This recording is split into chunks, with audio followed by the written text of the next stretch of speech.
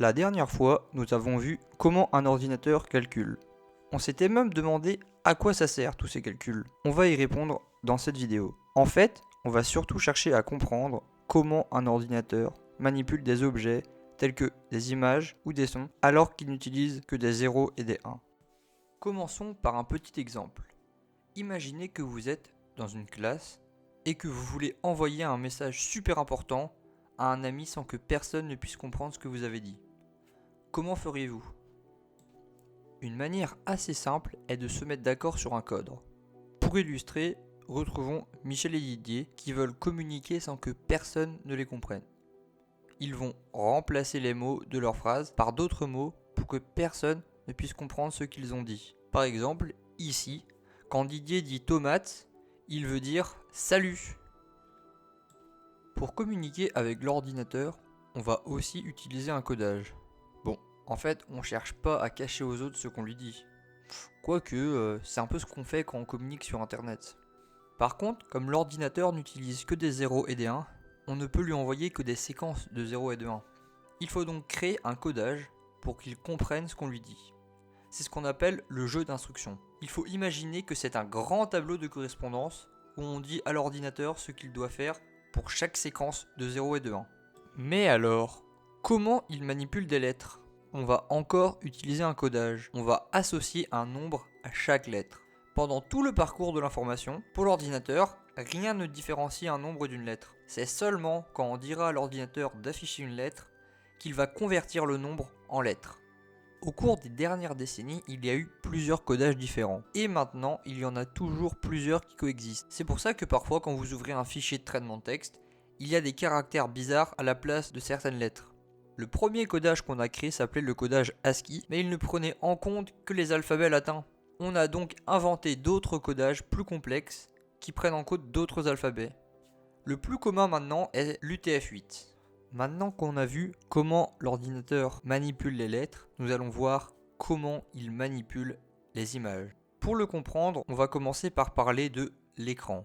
Alors, un écran est composé de plein de petites cases qu'on appelle pixels. Et chaque pixel est indépendant des autres. Et donc, on peut afficher la couleur qu'on veut sur chaque pixel. Ainsi, une image pour un ordinateur est simplement un tableau avec dans chaque case un nombre qui donne la couleur du pixel que l'écran doit afficher. Par exemple, ici, on a un tableau où il y a écrit LOL avec des 0 et des 1 et en dessous son image associée, comprise par l'ordinateur.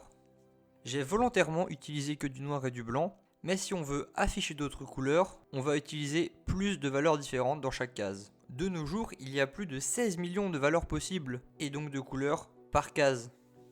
Pour un son, c'est un peu plus complexe.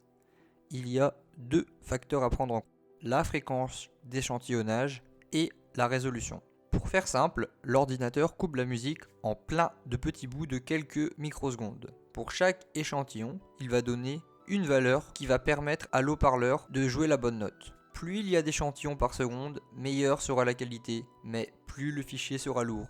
La fréquence d'échantillonnage est le nombre d'échantillons qu'on a par seconde. On utilise l'unité Hertz qui donne de manière générale le nombre de trucs par seconde.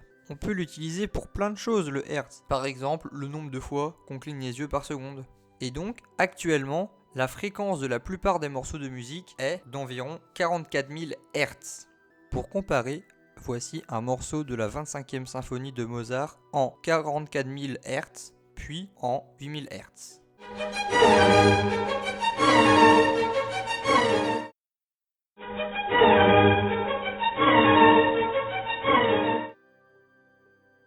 De plus, pour chaque échantillon, il n'y a qu'un certain nombre de valeurs possibles. C'est ce qu'on appelle la résolution. Par exemple, les musiques en 8 bits dans les vieux jeux vidéo n'ont que 256 valeurs possibles, et donc il n'y a pas toute la subtilité d'une musique. De nos jours, on a des sons en 16 bits, et là, il y a plus de 64 000 valeurs possibles. Pour comparer, voici un morceau toujours de la 25e symphonie de Mozart en 8 bits, puis en 16 bits.